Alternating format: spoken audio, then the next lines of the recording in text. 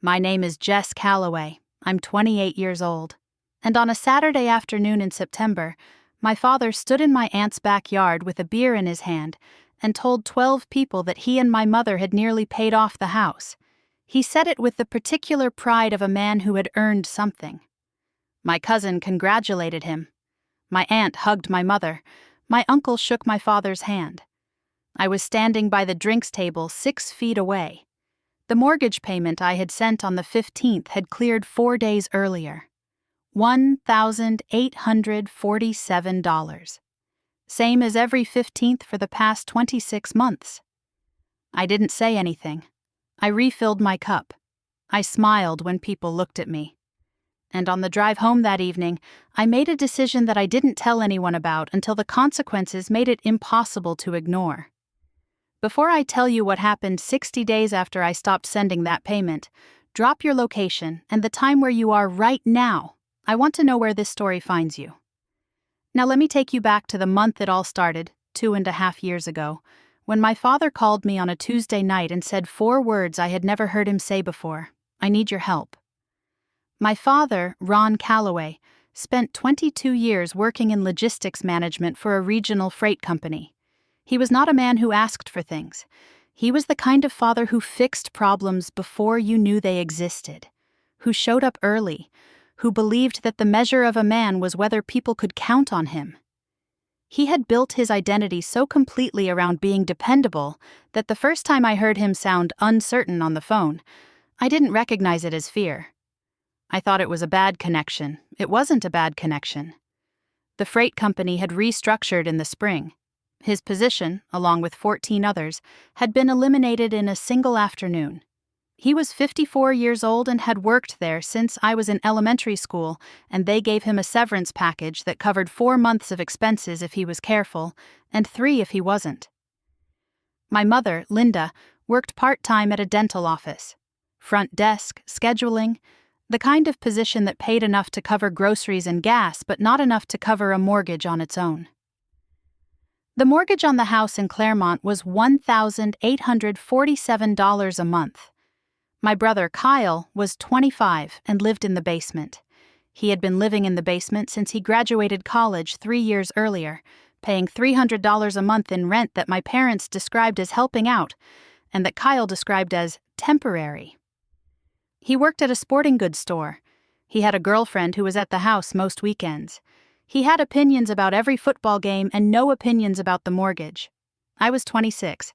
I lived 40 minutes away in a 1-bedroom apartment I shared with no one.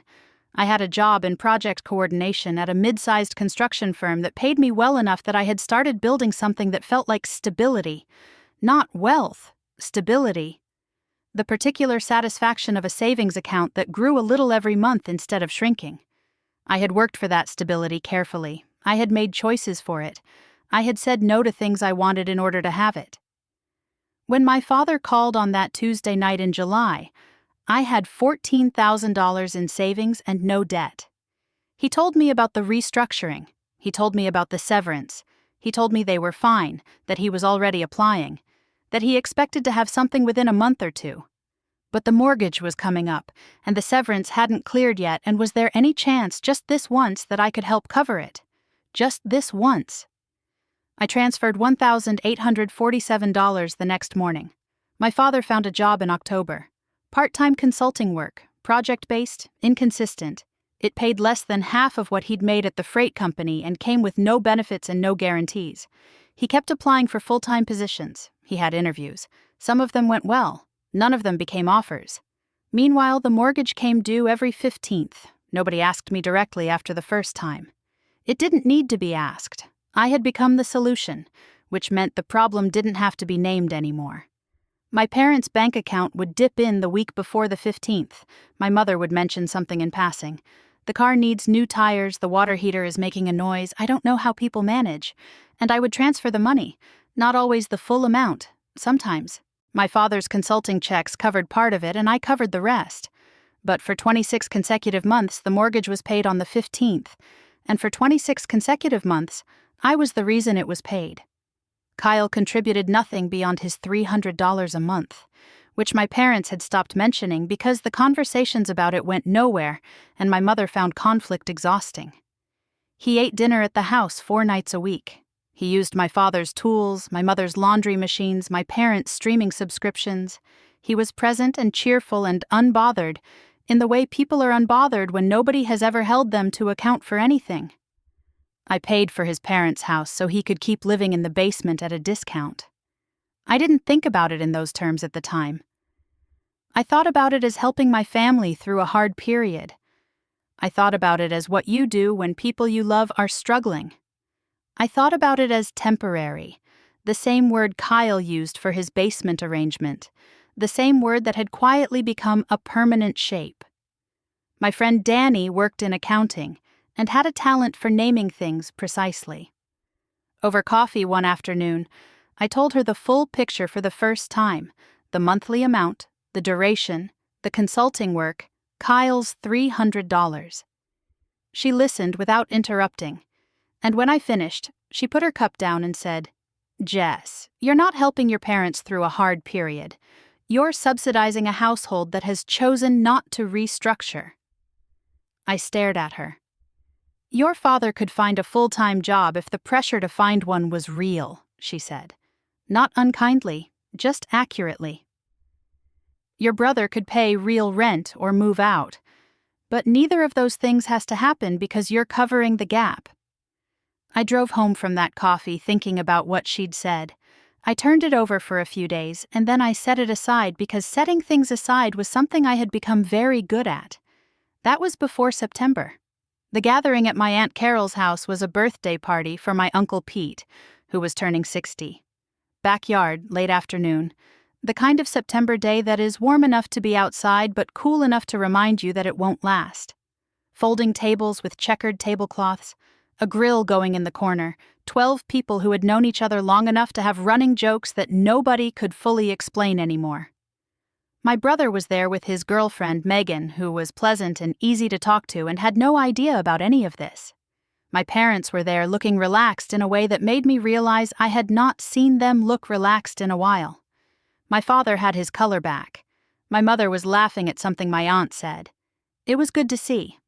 I felt, standing there watching them, the particular warm satisfaction of knowing you had been part of keeping something intact.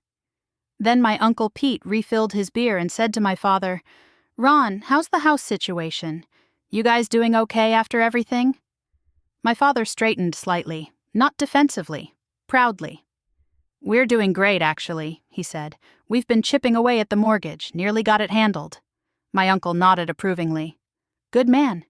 You two are incredible," my Aunt Carol said to my mother, "going through all of that and still managing to keep on top of it." My mother smiled. "We just kept our heads down and figured it out." Kyle raised his bottle from across the table. "Solid work, Dad." My father laughed. He looked comfortable. He looked like a man who had navigated something difficult and come out on the right side of it. I was standing 6 feet away by the drinks table holding a cup of something cold. I had sent $1,847 on the 11th of that month because the 15th fell on a Sunday, and I liked to send it early. I looked at my father. He didn't look at me. Not when he talked about chipping away. Not when my aunt said they were incredible. Not when my uncle shook his hand. I looked at my mother. She was still smiling at my aunt. I looked at Kyle. He was checking his phone, and I stood there with my cold cup in my hand and understood, with the particular clarity of something you have known for a long time finally arriving in a form you can't set aside, that the story my parents were telling, the one about keeping their heads down and figuring it out, did not include me. Not as a footnote, not as a mention. I was not in the story at all. I refilled my cup. I stayed. For another hour. I drove home in the dark with the radio off, and I thought about what Danny had said, about a household that had chosen not to restructure, about the gap I was covering and what happened if I stopped. I thought about it the whole way home. I need to stop here for a moment, because I know some of you are thinking I should have said something at that party, right there in the backyard, in front of everyone, set the record straight, the way the story is supposed to go. But here's the thing. I wasn't angry in the way that makes you speak.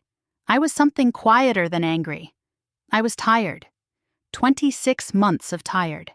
The kind that accumulates so slowly you don't notice the weight until you try to stand up straight and realize you've been bent for a long time. I didn't want a scene. I wanted to stop being invisible. And I had learned by then that the loudest thing I could do was the quietest. Not a speech, not a confrontation, just a decision, made alone, that would say everything a speech couldn't. Tell me something first. Have you ever been erased from a story you built? Where someone took what you created and told it back as their own? Drop it in the comments. I read every single one. And if you're not subscribed yet, now is the time, because 60 days after I made that decision, everything my parents had been telling people came apart. I got home on Saturday night and sat at my kitchen table. I opened my banking app. The recurring transfer sat there the way it always did. $1,847, the 15th.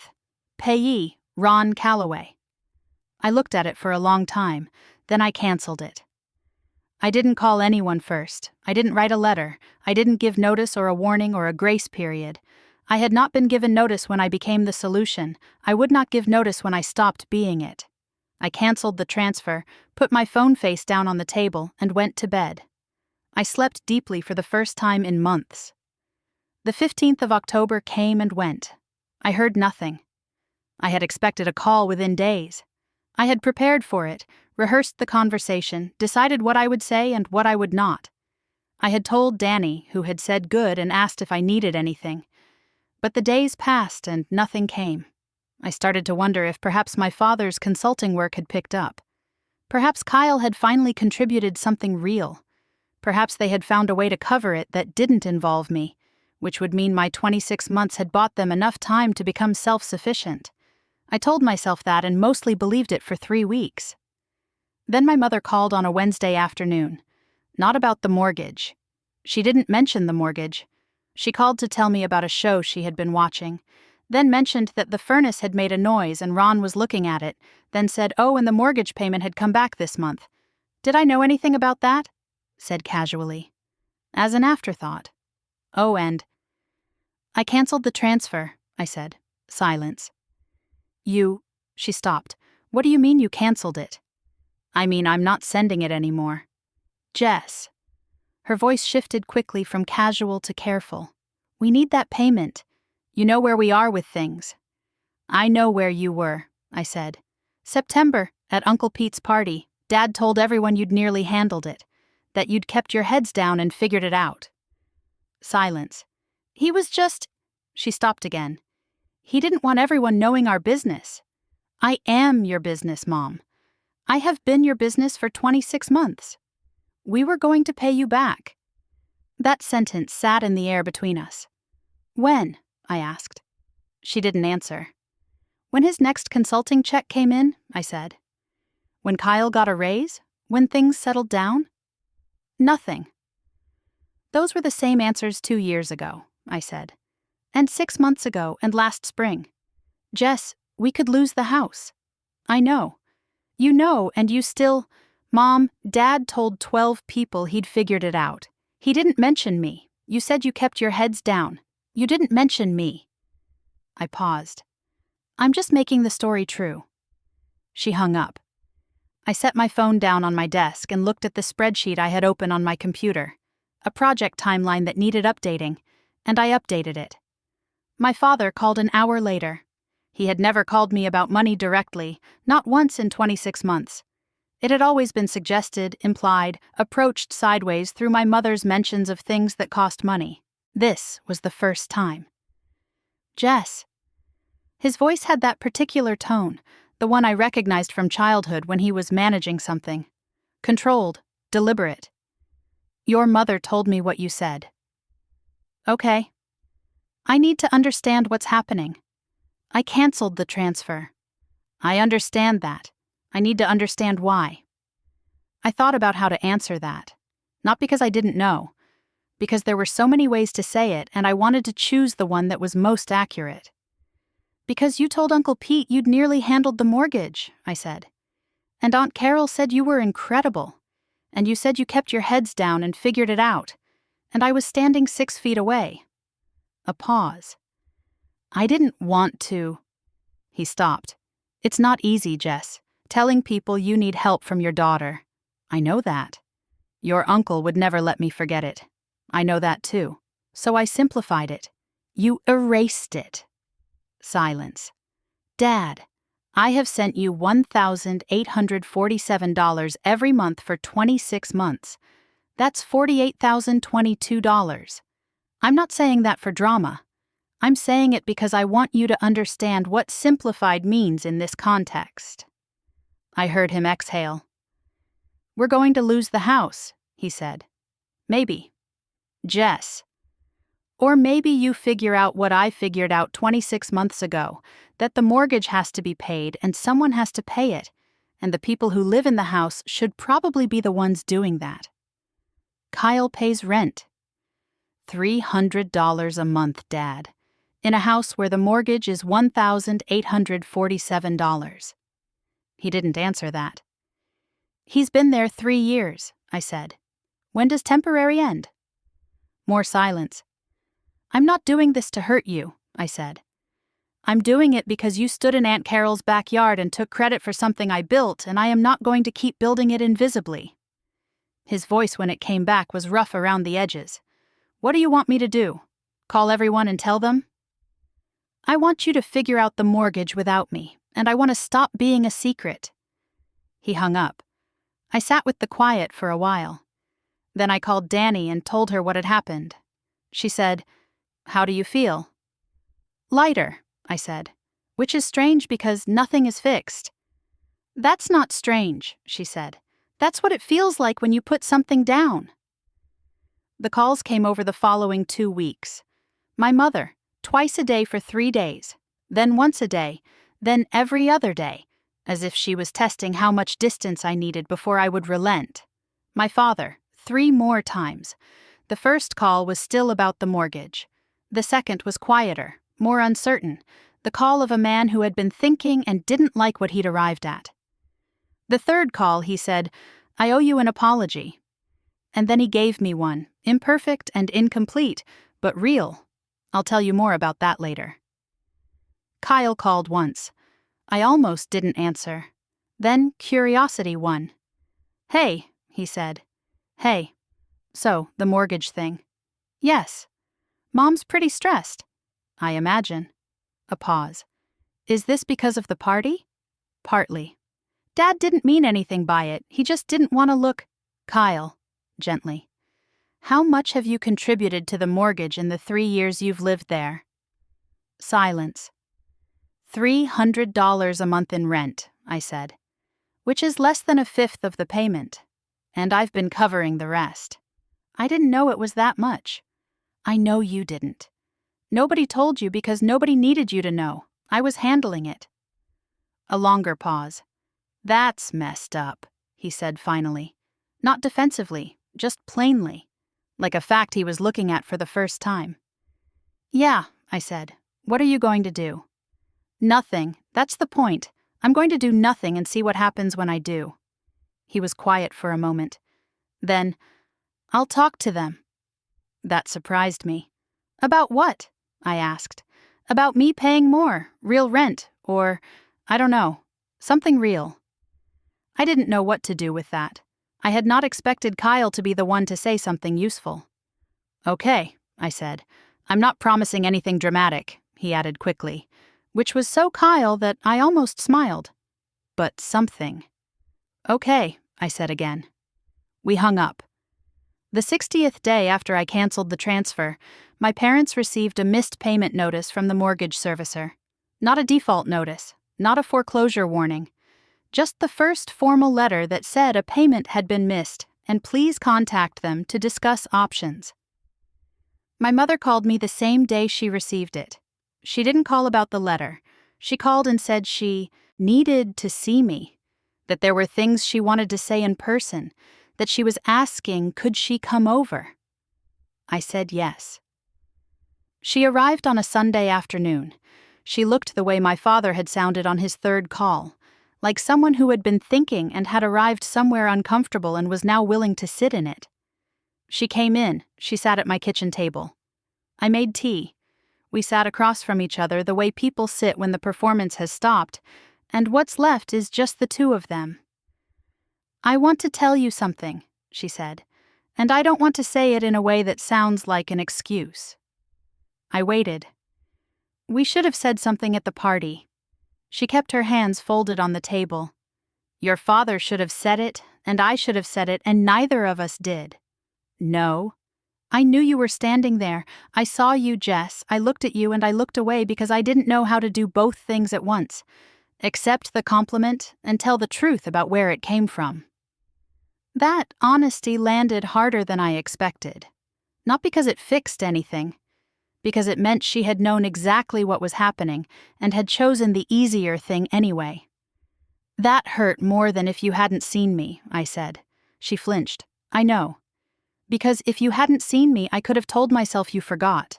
But you saw me." "I know." Her voice cracked. "I'm sorry, Jess. I'm sorry for that moment, and I'm sorry it took this long to say it." I looked at her across the table. My mother, 56, sitting in my apartment for the first time in the 2 years I had lived there, saying sorry without being asked, without a request attached. "What about the mortgage?" I asked. "Your father talked to the servicer this week," she said. "He explained the situation. There's a hardship arrangement they can go into temporarily while he finds something more stable." "Okay." "And Kyle is paying $800 a month starting November." I blinked. "Really?" "He came to us the week after you canceled." She said it quietly. "He said he'd had no idea how much you were covering and that it wasn't right." I sat with that. "He's also applying for jobs in his field," she said. "Proper ones. He has 2 interviews next week." I didn't say anything for a moment. I thought about Kyle's call, his voice saying, "That's messed up in that plain way. I'll talk to them." Not promising anything dramatic. He had done something. That was unexpected. "Your father," my mother said carefully, "is embarrassed, not at you, at himself. He said to me, and I think he'd want you to know this, he said, 'I spent 2 years letting my daughter fix something I should have fixed myself, and then I stood up in front of family and took the credit. That's not who I raised her to see me as.'" I looked at the table. "He's right," I said quietly. "It isn't. He wants to talk to you. When you're ready." I nodded. We sat for another hour. Talked about other things. Easier things, the way you talk when the hard part has been said and you're both still there, which is its own kind of answer. When she left, she hugged me at the door for a long time. Not the quick, efficient hug of a normal visit, the kind that has something in it, the kind that knows it has been a while. My father came 2 weeks later. He sat at the same table. He didn't make a speech. He looked like a man who had thought carefully about what he wanted to say, and had decided the shorter version was more honest. He said, "I let you carry something that wasn't yours to carry alone, and when I had the chance to acknowledge it, I didn't take it. That's something I have to live with. I'm sorry." It was not everything. It was not 26 months of invisibility resolved in a sentence. But it was said without prompting, without me asking for it, without a request attached. "Thank you," I said. He nodded. "The hardship arrangement," I said. "Is it manageable?" "It buys us 8 months," he said. "I have 2 interviews this week for full-time positions, real ones. Both pay less than I was making, but more than consulting." "Good." "I should have done this 2 years ago," he said. "Found something real sooner. I kept thinking the right opportunity was coming." He looked at his hands. "You were the opportunity I kept taking instead." That sentence was the most honest thing he had said to me in 2 years, maybe longer. "Get the job, Dad," I said. "That's what matters now." He got one, 6 weeks later. Operations manager at a smaller firm, less money, real salary, real benefits. He called me the day the offer came through. He sounded like himself for the first time in a long time. Not the managed version, just himself. I want to tell you what I did with the $1,847. The first month I kept it, I sat with it. Just sat with it and let it be mine for a whole month without moving it anywhere. The second month I put it toward a certification course I had been looking at for 2 years. Not the kind of course that changes everything overnight. The kind that opens a door that had been in front of me the whole time. The third month I started looking at apartments. Not because my apartment was bad, because I had been living in the same place, in the same size, in the same arrangement since before any of this started. Because I had been maintaining instead of growing. Because there was a 2-bedroom apartment in a building 12 minutes from work that had a second room I had been imagining as a home office since the first time I walked past it 2 years ago. I put in an application in January. I got it. None of these things are dramatic. They are just mine. And for 26 months, things that were just mine were the first things I quietly gave up every 15th. My parents paid the November mortgage themselves. And December. And every month after. The hardship arrangement ended in the spring when my father's new salary stabilized. He negotiated the arrangement responsibly, made every adjusted payment on time, and closed it out 4 months early. He called me when he did. He said, "I wanted you to know. We handled it." There was a difference in that sentence from the one at my uncle's birthday party, not in the words, in what was underneath them. This time, he meant it. Kyle moved out in February. Not dramatically, not because anyone asked him to. He got a job offer in his actual field, something with a real salary, and took an apartment 20 minutes away. He texted me the week he moved in. A photo of his new living room, half empty, moving boxes stacked in the corner. He wrote, "First place that's actually mine. Weird feeling." I wrote back, "Good weird." He sent a thumbs up. That was enough. I am not going to tell you that everything is repaired. Families don't repair the way objects do, cleanly, back to the original shape. What you get instead, if you're lucky, is something new built over the place where the old thing broke. Messier, more honest, more deliberately held together. My parents and I talk differently now. Not perfectly, but differently.